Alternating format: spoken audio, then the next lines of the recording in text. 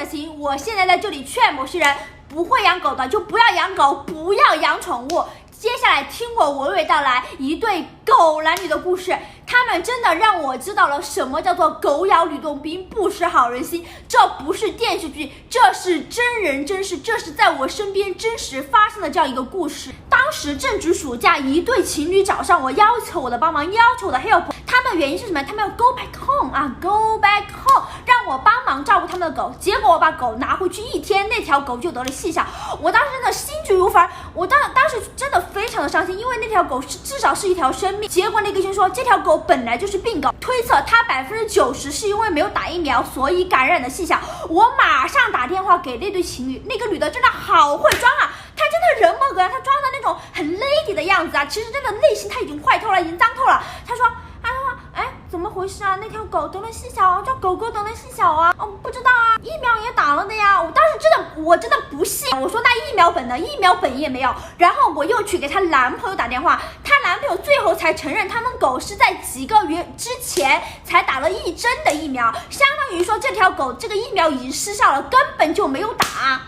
那你们在干什么？你们养的是流浪狗吗？别人都还会跟流浪狗做绝育打疫苗，你们这个。高潮的部分来了，欧亨利式结局，高潮及结尾。你知道他们最后在哪儿吗？他们最后在福尔摩斯破案的地方啊，他们在 London， 在那个大雾的地方啊，他们在甜蜜双游啊，他们在一起学猫叫，一起喵喵喵喵。我真的太生气了，我当时把爷气笑了，我真的觉得他们怎么能够这么无耻啊！而且我们全家上下都为了这条狗到处的奔波操劳，然后问医生，然后天天去医院看它，给这个狗狗打气，因为它真的就是那种奄奄一息，真的感觉它要死了的那种感觉。然后最后那条狗是被治好了，然后他们说你们辛苦了，给你们300块钱的辛苦费吧。不需要，这300块钱我们有啊，治病花了几千块钱，他们就说算了。我真的搞笑，你爸你妈怎么没有忘记给你们打疫苗啊？你们谈恋爱就谈恋爱，但是不要把狗当做你们爱情的牺牲品，而且还留在寝室，让寝室那些单身狗哥哥们去照顾。单身狗哥哥们做错了什么呀？而且重点是你们在那里去恩爱，你们在那里去红尘作伴，你们在那里去潇潇洒洒。但是那条狗，我觉得是跟着你们受罪，我真的想拿一把熨斗把你们熨平，把你们熨成纸片人。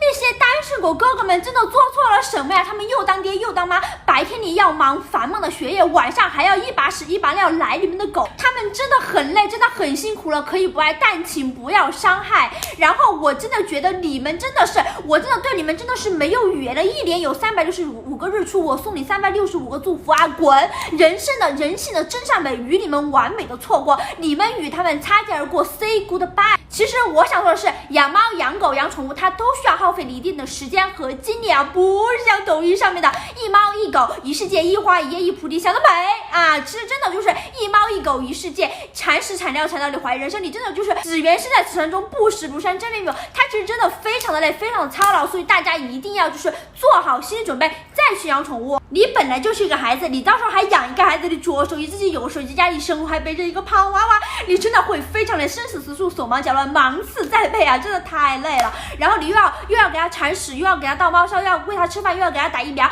又要给它驱虫，其实还是会花费一定的时间的。当然如果你养猫的话会省事很多，但养狗的话就不一样了。养狗的话你每天要溜它，对吧？溜到最后把你溜到外婆脚，到时候你就不知道是它在溜你还是你在溜它。运动是相对的，静止是绝对的，到时候你真的会就是怀疑人生。而且你的宠物一旦生了病，它是必须要马上去医院看医生的，就跟人一样啊，就是你不能拖，你拖，你我是蛋，你是万事纯拖，你这个时候你耳朵里面真的就会回想起那句话，就是世上只有妈妈好，有妈的孩子像块宝。而且你也需要保证你几乎每一天都在家，不然的话就这样，你上了一天的班，好累啊，喂，看迪好累啊，蹦迪啊，马上来啊，然后晚上一回家，什么东西软软的、臭臭的，一看屎，就马上让你离开这个美丽的世界。所以说，如果爱，请深爱；如果不爱，请离开啊！上大学之前，其实我非常想有一只宠物，因为我觉得就是养狗狗、养猫猫这种是一件非常温馨、非常可爱的事情嘛。然后我又沉溺在我自己的小世界，我觉得就 OK 了 ，in love， 知足常乐，人生平平淡淡才是真。但是上了大学之后就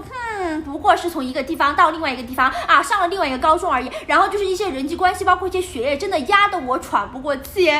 这期的情爱与时光终究是错付了，沉默连带或许不该太遥远的相爱。但是那一天，我撑着油纸伞，独自彷徨在悠长又寂寥的雨巷，我遇见了一个丁香一样的姑娘。然后因为我看到我们寝室他们养了一个小猫，然后我就这样噔一气，就是我真的我觉得它触碰我的那一刻，我真的觉得我内心的孤独我真的被治愈了。就那一刻我真的觉得我下定决心我要养一个宠物，于是我就冲！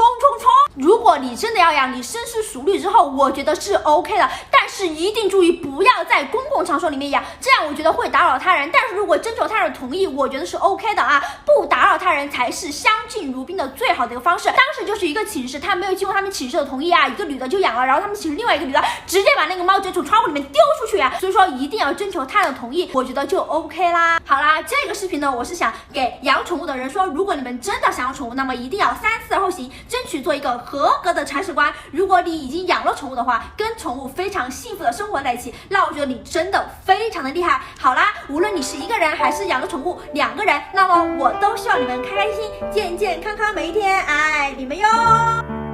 Maybe I didn't love you